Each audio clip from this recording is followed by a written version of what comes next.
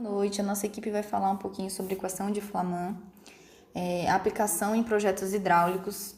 Nossa equipe é formada por Alana de Jesus, Beatriz Henrique, Natália Chagas, Natália Carlotto e Thalita Pereira. Quando um fluido qualquer escoa de um ponto para o outro no interior de um tubo, haverá sempre uma perda de energia, denominada perda de carga. Essa perda de energia é devido ao atrito do fluido com a superfície interna da parede do tubo e turbulências no escoamento do fluido. Portanto, quanto maior for a rugosidade da parede da tubulação ou mais viscoso for o fluido, maior será a perda de energia. O cálculo de perdas de carga em situações que envolvam fluxo de fluidos em tubulações é fonte constante de estudos, uma vez que esse calor refere-se à perda de energia provocada por atritos que ocorrem entre as camadas de fluido que se movimentam em diferentes velocidades e as paredes das tubulações, com consequência da interação entre a viscosidade e a rugosidade. Existem algumas relações desenvolvidas por alguns pesquisadores para o cálculo de perda de carga, destacando-se as equações de Flaman. A fórmula de Flaman deve ser aplicada para água em temperatura ambiente, em instalações domiciliares.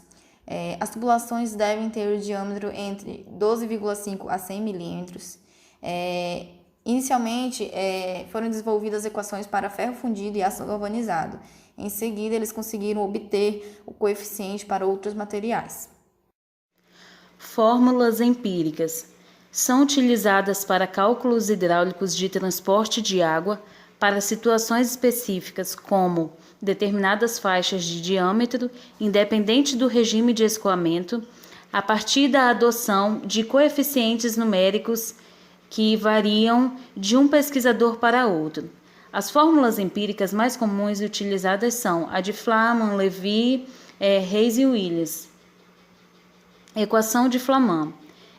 Alfred Flaman foi um engenheiro francês, foi também um professor universitário e em 1892 criou a equação de Flaman. Essa equação ela foi desenvolvida para calcular a perda de carga de um fluido em pequenas tubulações.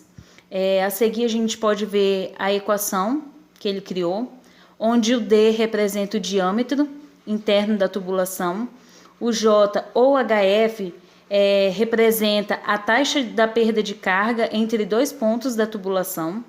O B simboliza o coeficiente, que depende da natureza, que geralmente é disponibilizado uma tabela com o material que você está utilizando e lá vai dispor do valor desse coeficiente. O V, que simboliza a velocidade, e o L, o comprimento.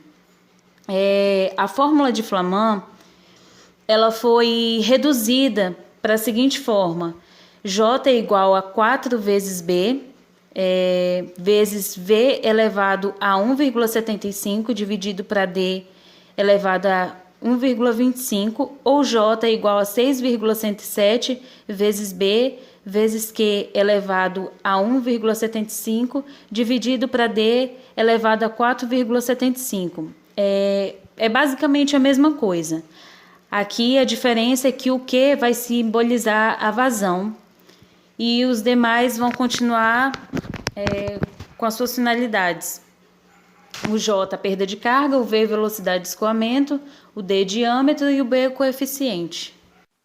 Bom, o intuito do trabalho é realmente demonstrar uma aplicação, né, em projetos hidráulicos. Então, a gente trouxe um probleminha que a gente vai resolver junto. Em uma fazenda na colônia do Araim, há uma caixa d'água localizada a 42 metros de altura, com uma tubulação de 280 metros, como na representação abaixo. Então, a gente tem uma imagem, tá, representando a caixa d'água localizada a 42 metros de altura, ligada a uma tubulação de 280 metros de comprimento. E a questão também traz alguns dados, que no caso Q, que é a vazão, igual a 1,5 litros por segundo, que é o mesmo que 0,0015 metros cúbicos por segundo. L, que é o comprimento da tubulação, de 280 metros, e a taxa de perda de carga, tá?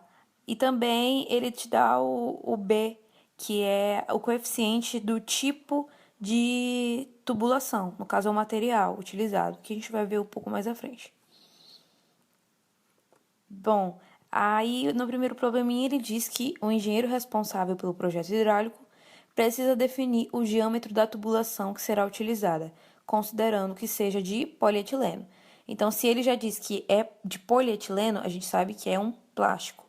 Aí a gente tem uma tabelinha, tá? Que ela é padrão, que traz os tipos de condutores e o coeficiente para cada tipo, que no caso, nesse caso, né, do probleminha é o plástico, o nosso coeficiente vai ser 0,000135. Bom, aí aqui tá a nossa fórmula. A gente pode utilizar essa primeira ou essa segunda. Essa segunda, ela fica um pouco mais fácil de resolver. Como a gente precisa saber o diâmetro da tubulação, a gente vai usar ela em função de Q, que ele traz na questão, que é a nossa vazão, e em função de J, tá? Que a gente também já tem. Aí, no caso, D igual a 1,464 vezes o nosso B, que foi o que a gente achou da tabelinha, 0,00135, elevado a 0,21 da fórmula, vezes o Q, que no caso vai ser a nossa vazão, a gente usa em metros cúbicos por segundo, já está transformado, que é 0,0015 metros cúbicos por segundo, e elevado a 0,368, dividido por 0,15, que é o nosso J, que ele dá na questão, elevado a 0,21.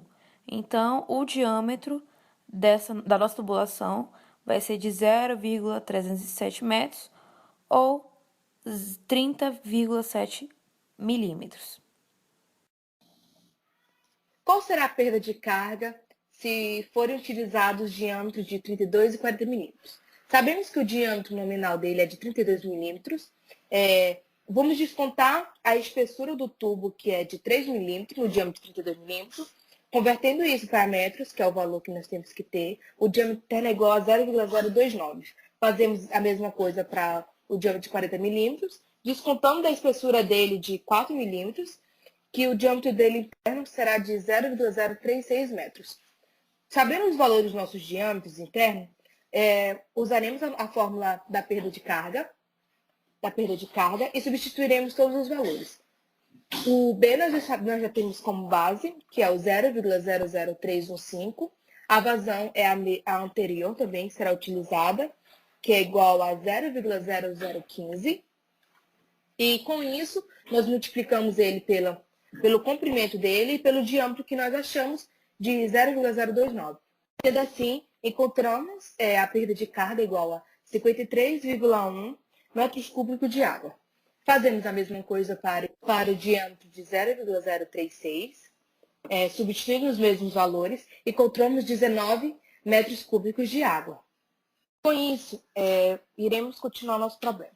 Como a máxima de perda de carga, esse bombeamento é de 42 metros cúbicos de água, não é possível escoar 1,5 litro por segundo com os tubos de 32 milímetros, obtendo-se o valor da perda de carga de 53,1 metros cúbicos de água.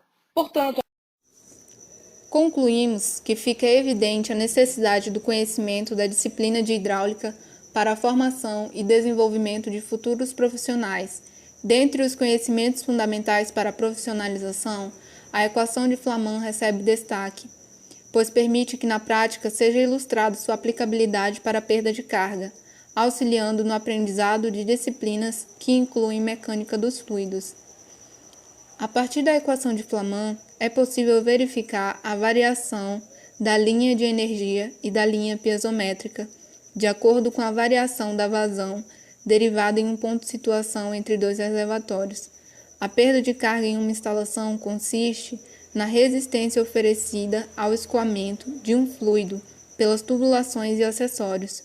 Podem ainda ser classificadas em contínua quando a perda ocorre em trechos da tubulação e localizada, que é aquela que ocorre nos acessórios das tubulações. O presente trabalho apresentou aplicações da equação de Flaman na área de engenharia civil, visto sua importância, sendo possível notar que a perda de carga está diretamente relacionada com a turbulência que ocorre no conduto, além de que as peças especiais provocam perdas localizadas pela maior turbulência na região das peças. Assim, tem-se que o desenvolvimento desse estudo possibilitará a ampliação do conhecimento na disciplina de hidráulica, contribuindo para o melhoramento da aprendizagem dos alunos de Engenharia Civil da Faculdade Pitágoras de Paragominas.